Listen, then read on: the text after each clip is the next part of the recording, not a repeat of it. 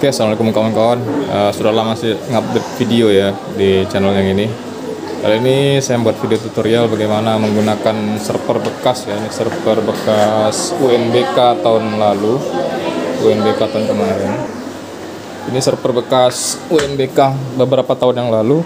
Ini saya mau manfaatkan, ada banyak ya, ada 4 buah. Sebenarnya ada 7 buah kami punya ini, Lenovo dan merek-merek yang lain. Nah, ini yang satu saya mau manfaatkan untuk jadi server data center ya. Saya menggunakan Xcloud. Kemarin beberapa waktu lalu saya menggunakan TrueNAS, cuman saya setelah revisi komputernya tidak kuat, komputer yang saya pakai yang tersebut. Jadi saya mau ganti dengan yang ini. Jadi sistemnya lebih ringan, pakai Ubuntu saja, OS-nya, dan aplikasinya namanya Nextcloud ya kawan-kawan. Oke, ini dia. Ini sudah saya siapkan di dalam ini komputer spek Intel Xeon E3 kalau tidak salah ini ya. Nah, jadi ini sudah saya pasang SSD di dalamnya. SSD untuk OS-nya itu sebesar 256 GB. Nah, ini storage-nya. Ini ada 3 buah. Ini ukuran masing-masing 1 tera ya. Jadi ada 3 tera untuk data. Ini saya pakai harddisk yang dari bawaan yang tidak terpakai yang lama ini. Jadi saya ambil 1 buah, ini dia. Ini sudah masuk ke BIOS, saya sudah masuk ke BIOS. Ini sedikit gambarannya. Ini jaringan kami ya, berantakan, kabel ini sudah nampak ya. Nah, ini rencana mau saya pasang di server utama ini, cuman saya pikir karena ini storage-nya terbatas, jadi saya tidak manfaatkan ini. Yang ini Proxmox ya, kawan-kawan. Proxmox tidak saya pakai. Nah, ini router untuk sentralnya, terus manajemen ke bawah, dan yang lain-lain. Oke, seperti apa kerjanya? Ini dia. Jadi pertama kita masuk ke BIOS. Ini flash disk installernya sudah saya tanam. Ini Ubuntu ya, terbaru Ubuntu server Ubuntu 24. Ini dia. Nah, di sini kita masuk ke BIOS. Kebetulan ini saya pakai Intel Xeon ya. Intel Xeonnya versinya ini, ini dia E3 ya, E3 dengan kecepatan 3 GB, terus sini 4 core ya. Memori saya pasang 8 GB 2 slot, berarti 16 GB. Ini dia. Oke, kita masuk ke menu boot, pengaturan boot. Nah, kita install dengan flash disk. Ini saya tinggal mana dia flash disk itu, Toshiba. Nah, ini yang Toshiba ini. Nah, ini dia. Tarik, USB ini USB.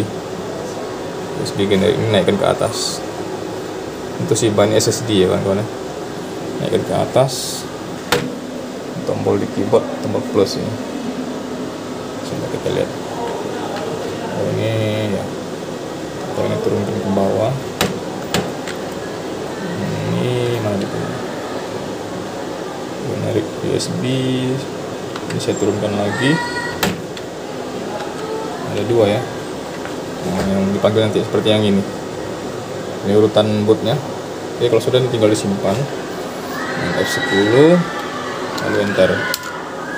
Ini tahap penginstalan Linux biasa ya teman-teman. Linux server biasa, tidak susah ya. Oke, ini dia setelah booting lagi. Kita tunggu beberapa saat untuk membaca storage dari USB ini ya. Kita tunggu, ini proses penginstalan Linux. Beda kalau TrueNAS kemarin ya, TrueNAS kemarin dia OS-nya langsung sepaket. Nah, ini kita pakai yang ini, yang install yang atas, lalu di enter saja. Ini install OS Linux-nya dulu. Saya rasa tidak terlalu susah ini ya. Cuma nanti pada saat pembagian partisi nanti kita perlihatkan bagian partisi ya, karena di sini ada partisi untuk OS SSD 256 GB dan 3 buah hard disk storage untuk data kita nantinya. Itu nanti agak berbeda dari penginstalan Linux biasa ya. Oke, untuk tahapan yang penginstalan awal Ubuntu-nya tidak saya tampilkan ya. Saya skip saja. Tidak terlalu susah, tinggal next saja dan continue dan done ya, cukup mudah. Nah, yang perlu saya kasih tahu di sini yang pembagian partisi ya. Pembuatan partisi ini karena kita manfaatkan 3 buah storage hard disk ukuran 1 tera masing-masing. Dikali 3 ini ada 3 tera, dan 1 SSD untuk dalam ini ada SSD 250 GB. Nah, ini untuk apa namanya, sistem. Nah, jadi ini yang mau saya tampilkan. Di sini kita pilih yang custom ya, yang custom bawah, yang paling bawah dia. Nah, ini di enter saja, terus kita turun ke bawah lalu down ya. Nah, ini dia penampilannya. Semua partisi yang di sini dihapus dulu ya, dihapus format dulu. Nah, ini caranya adalah kalau yang ini yang 230 ini adalah SSD karena sudah pernah diinstal Linux, jadi ini kita hapus lagi. Nah, untuk yang bawah ini tinggal dibuang. Nah, ini ada bacaan reformat. Nah, di reformat itu saja. Begitu juga yang bawahnya lagi sama, ada 3 buah ya. Jadi semuanya dihapus. Oke. Nah, untuk yang SSD ini dia tadi.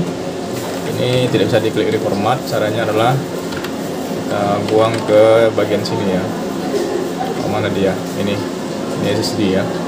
Ini 3 GB ini adalah USB ya, installer Linux ya.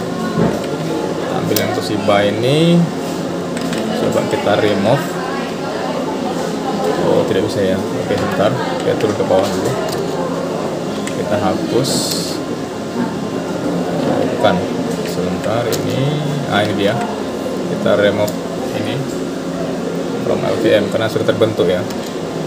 Oke, terus kita naik ke atas lagi yang materi yang tadi ini ya.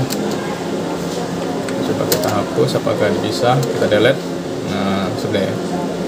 Ini yang hard disk. Coba yang ini. Nah, baru muncul formatnya. Ini SSD. Oke, tahapan awalnya kita buat itu partisi swap ya, untuk persiapan memori tambahan dari fisiknya. Ini kita pakai yang dari SSD ya. Jadi SSD ini kita ambil, karena ini 16 GB, berarti saya ambil setengahnya, berarti menjadi 8 GB. Ini add partisi, kita buat 8G. Nampak ya teman-teman, sebentar. Fokus, ini 8 GB ya, 8 GB. Oke, 8 GB. Terus yang bagian bawahnya kita arahkan ini ke swap. Ini swap ya, untuk partisi swap. Lalu kita create. Nah, oke. Nah, kita create. Nah, ini terbentuk langsung dengan untuk boot EV nya ya, untuk ini dia. Dan berikutnya 3 partisi dan yang 1 SSD yang sisa ini kita gabung jadi 1 ya. Caranya adalah masing-masing kita jadikan partisi ini dulu, kita buat dia. Maaf salah. Kita pilih yang free space, enter. Lalu ini dia. Ambil yang paling bawah. Tidak bisa fokus ini. Nah, itu dia, enter. Nah, ini pilih yang formatnya, kita arahkan ke leave on format, lalu di create. Yang di sini juga yang bawah juga harddisk yang kedua, kita leave on format juga, kita create lagi. Terus yang ini, yang satu lagi kita buat juga, ini dia.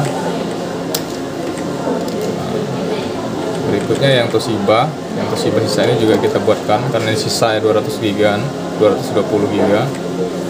Ini kita buat leave on format juga. Lalu ini. Berikutnya adalah kita membuatkan partisi RAID ya. Jadi kita gabung 3 harddisk ini dan sisa dari SSD ini menjadi satu bagian partisi. Ini untuk boot sudah aktif ini nih, dan swap sudah dipasang 8 GB dan 1 GB ini otomatis muncul pada saat pembuatan ini ya. Nah, caranya adalah kita ambil yang RAID ini, yang atas. Nah, ini bacanya RAID. Nah, terus kita enter. Nah, ini tinggal kita pilih yang mirror ini, RAID level ini pilih yang 0 strip. Nah, hati-hati di sini, ini adalah 3 GB ini adalah flash disk ya. Jadi kita pakai yang 4 buah di bawah ini. Kita checklist dengan tombol spasi. Ya, nah ini. Terus ini, nah, maka kita akan mendapatkan nanti penggabungannya adalah sebanyak 2 tera 950 GB ya.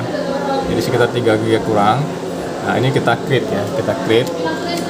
Nah, kalau sudah yang kita buat tadi, ini yang kita buat tadi, kita masukkan dalam sistem. Nah, caranya di free space ini kita pilih add ini, yang ini, lalu di enter. Nah, yang bagian sini X4 dibiarkan saja ya, lalu kita create ya. Nah, ini dia. Kalau sudah masuk seperti ini, nah barulah kita lanjut ke posisi penginstalan. Tinggal kita turun ke bawah. Ini urutannya kawan-kawan ya. Ini untuk data, ini sebanyak 3 tera kurang, ini untuk sistem. Sudah tinggal lanjut kita down ya. Turun ke bawah lalu di down ya. Kita pilih down, di enter. Nah, nanti tinggal ada pernyataan untuk kita lanjutkan, continue. Nah, ini pengisian akun server kita buat di sini adalah servernya kita buat ini karena punya SMK, TKJ SMK. Server name-nya kita buat sama saja, TKJ SMK. Username kita buat sama juga. Tinggal sesuaikan saja ya kawan-kawan. Nah, untuk password silahkan dibuat. Sudah saya buat ini.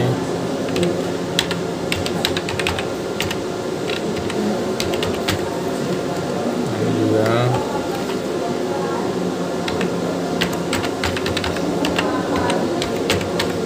Oke, nah kalau sudah seperti ini, lanjut kita down, turun ke bawah, lalu di enter. Nah, di sini biarkan saja ini, kita lanjut saja ke continue. Nah, kita install SSH ya, untuk nanti kebutuhan remote access, kita install saja langsung. Lalu kita down lagi.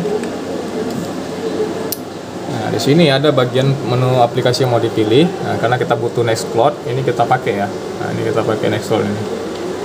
Nah, ini kita spasi saja yang Nextcloud-nya. Terus kita tinggal turun ke bawah, nah, tinggal down.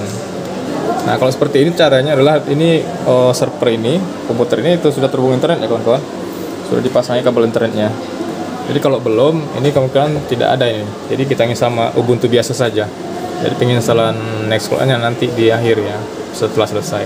Ini kebetulan pakai internet, jadi langsung saja kita tinggal diturun ke bawah, ya lalu down. Nah, ini tinggal ditunggu hingga selesai prosesnya ya. Proses selesai, nanti dia akan booting. Oke, ini sudah komplit katanya kawan-kawan, sudah selesai dia. Nah, kalau sudah tinggal kita pilih reboot ya, reboot now. Turun ke bawah ini reboot now, lalu di enter. Nah, nanti ini akan reboot. Nah, terus ini ya. Posisi begini, lepas ini ya, storage flash disk ya, ini dilepas karena kita tidak install lagi. Kalau selesai, nah ini kita amankan. Nah, ini tinggal ditekan enter. Kalau enter maka dia akan menjalankan proses rebooting ya. Nah, tunggu saja sampai dia nampil tampilan login nantinya. Ini prosesnya sudah mulai jalan ya. Ini sudah login ya kawan-kawan. Nah, tahap berikutnya adalah kita melakukan beberapa settingan konfigurasi di sini nih. Kita login terlebih dahulu di sini ya. Saya tadi buat ini SMK, username passwordnya ya.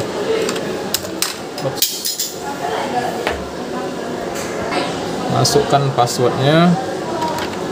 Saya buat tadi ini.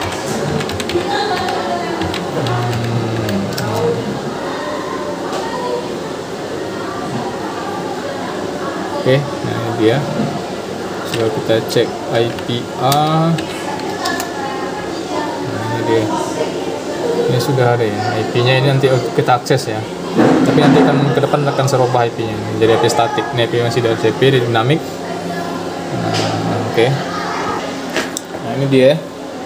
Ini IP-nya 1128 ya. Nah, coba kita akses di komputer lain yang masih satu jaringan dengan ini, masih lokal. Ini kita ketik di sini IP-nya 192 yang tadi ya 1128 ya. Oke, nah kita enter. Nah, ini hasilnya. Ini kita buat akun admin ya. Nah, ini kita buat akun admin. Contoh saya buat akunnya ini ya. Contoh ini tidak fokus. Passwordnya ini untuk admin ya. sudah, ini tinggal diinstal.